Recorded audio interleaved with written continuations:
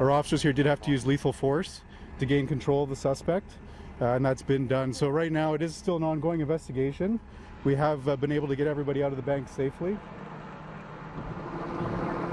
I'm Adrian Goberle. Frightening few hours today for multiple hostages, as well as area businesses and children inside a daycare. It was around 1 p.m. this afternoon when York Region Police were called to this Royal Bank right over here near Dufferin and Major Mac. Inside, one gunman with multiple hostages, which included both customers and staff. Now we're told it was just before 3 p.m. that police then moved in. They shot and killed that suspect while also dealing with multiple innocent people, which were caught in the crossfire.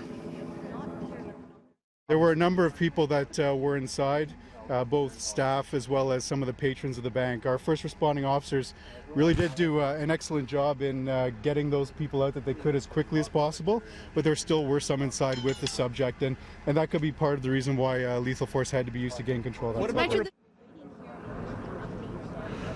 Shortly after the suspect was shot and killed, we witnessed this powerful scene as dozens of young children, some still in a crib, were taken out of a daycare which was located right beside the bank and safely loaded onto a York Region Transit bus. We also spoke to one woman who was on lockdown inside a Shoppers Drug Mart during the frightening moments, and the operator of an Esso station right beside the RBC.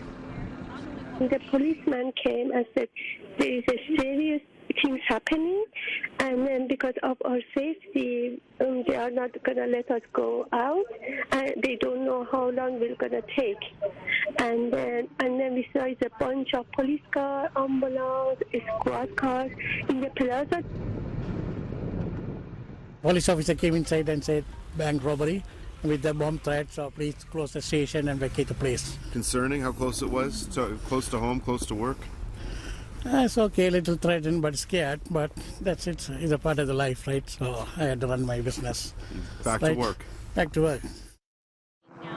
And we're joined by Jason Gennaro with the SIU. We're about to start with a press conference right now. Before that press conference starts, we're just going to get one quick question in here. What can you tell us about the shooting around with police and how they apprehended and how they took down the suspect inside? I'm going to give you that update in just a second, Adrian, and I'll let you know exactly what happened, what the SIU knows at the moment as we proceed with our investigation. We're still at the preliminary. Right now, as we're live on CityNews. We're still at the preliminary stages. I'm going to give a full update for everybody to let you know exactly what happened, but I can tell you that we are going to go right now to this. Let's take it right now. About to tell us and give us an update here. Back to Jason. What can you tell us about the SIU investigation? Go back to me. Good evening, everyone. I can tell you that investigators with the province's Special Investigations Unit are examining the circumstances surrounding a fatal police-involved shooting at a bank in Vaughan.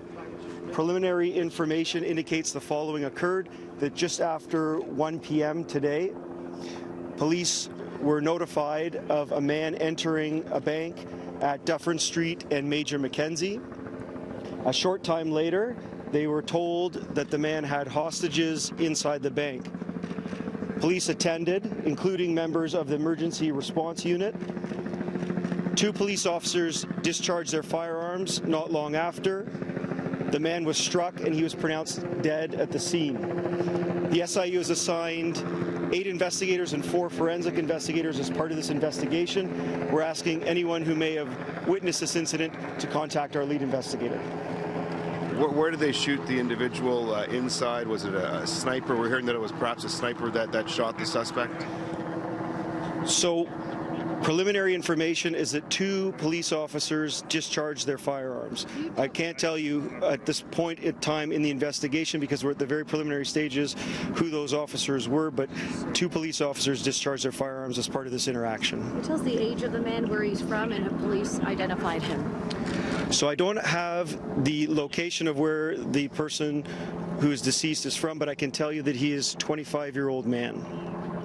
So this was, police have yet to say that this was a bank robbery here, an attempted robbery.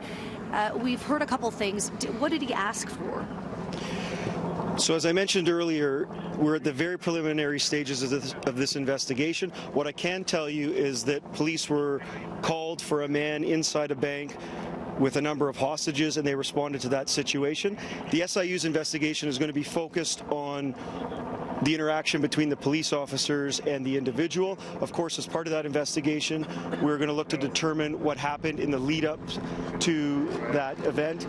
But at the moment, I don't have any further information on what transpired. Just on that point, As we're hearing right now from Jason Gennaro with the province's Special Investigations Unit, we're hearing that 2 officers discharged their firearms with the SIU. We're still waiting for when the SIU are speaking. Usually they can't tell us a whole lot, but what we do know right now, 2 officers discharged their firearms. Their investigation is still ongoing. We can also tell you that there was a bomb disposal unit which went inside around 5 o'clock to sweep the RBC. We're not sure if they found any explosives. Stay with City News and City News Tonight at 11 as we bring you the latest on this developing story.